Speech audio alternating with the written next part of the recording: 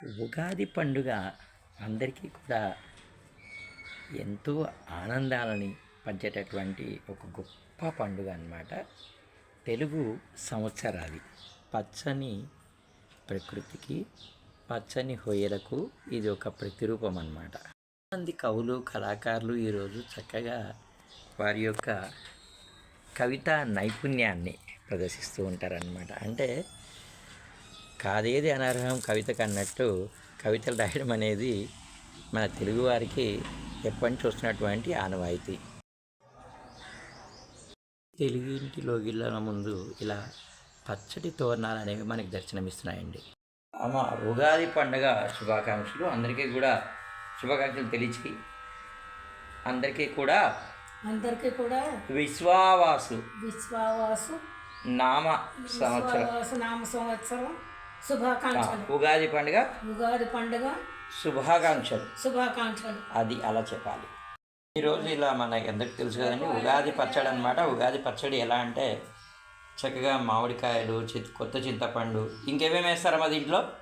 మామిడికాయలు, కొంచెం వేపాకు, వేపపోత తెచ్చిపెట్టారు. ఓహో వేసి చేయాలి. పూజా కార్యక్రమం కూడా ముగిసినట్టుందండి అప్పుడే.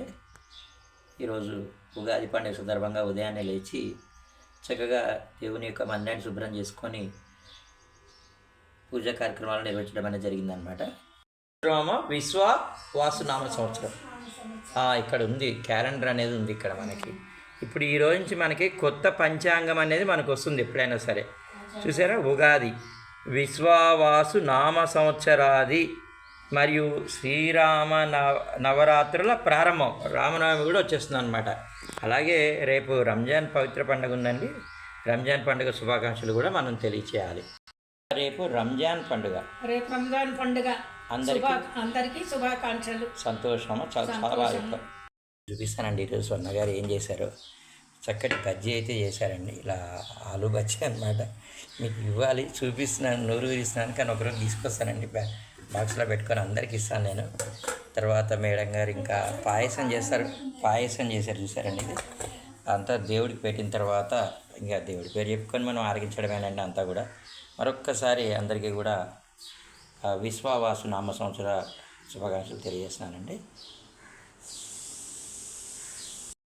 మీ అందరి జీవితాల్లో ఆనందపు వెలుగులు నింపాలని చెప్పి మనస్ఫూర్తిగా కోరుకుంటున్నానండి.